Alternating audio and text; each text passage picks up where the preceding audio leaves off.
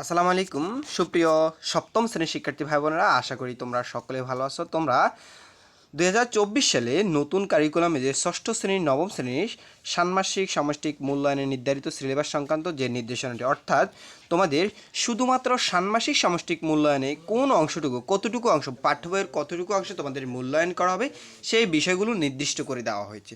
তো এখানে দেখো, আমি যদি তোমাদেরকে সপ্তম শ্রেণী থেকে দেখাই যে সপ্তম শ্রেণীর বাংলা তোমাকে পাঠ্য বইয়ের শুরু থেকে 71 পৃষ্ঠা পর্যন্ত যে একক কাজ বা দলগত কাজগুলো আমি পূর্বের সিলেবাসে তোমাদেরকে দেখিয়েছিলাম যে এই কাজগুলো তোমাকে পড়তে হবে শুধুমাত্র 71 পৃষ্ঠা পর্যন্ত। ওকে, এরপরে আমি যদি তোমাদেরকে এরপরে দেখাই ইংরেজি পড়তে হবে তোমাকে পাঠ্যপুস্তকের শুরু থেকে 66 পৃষ্ঠা পর্যন্ত।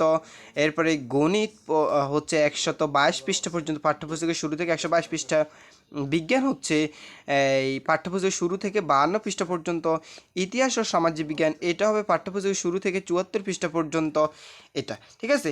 এরপরে দেখো, ডিজিটাল প্রযুক্তি হবে পাঠ্যপুস্তকের শুরু থেকে 60 পৃষ্ঠা পর্যন্ত। জীবন জীবিকা হবে পাঠ্যপুস্তকের শুরু থেকে 56 পৃষ্ঠা পর্যন্ত, এবং স্বাস্থ্য সুরক্ষা পাঠ্যপুস্তকের শুরু থেকে 68 পৃষ্ঠা পর্যন্ত।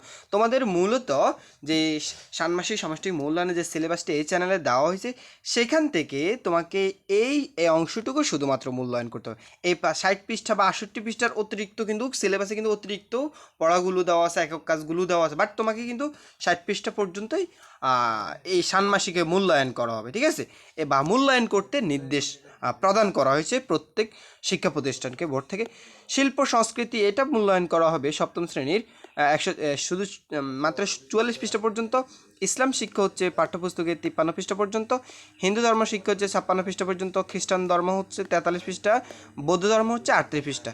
প্রিয় শিক্ষার্থীরা, তোমাদের ষান্মাসিক সামষ্টিক মূল্যায়নের যে সিলেবাসটি, সেই সিলেবাসটি কিন্তু আনন্দ স্টাডি ভিডিও চ্যানেলে দেওয়া আছে, ডিসক্রিপশনে লিঙ্ক দেওয়া থাকবে, তোমরা সেখান থেকে সেই ভিডিওগুলো দেখে নিতে পারো। তোমাদের কোনো কিছু জানার থাকলে অবশ্যই কমেন্ট করে জানাতে পারো। ধন্যবাদ সবাইকে।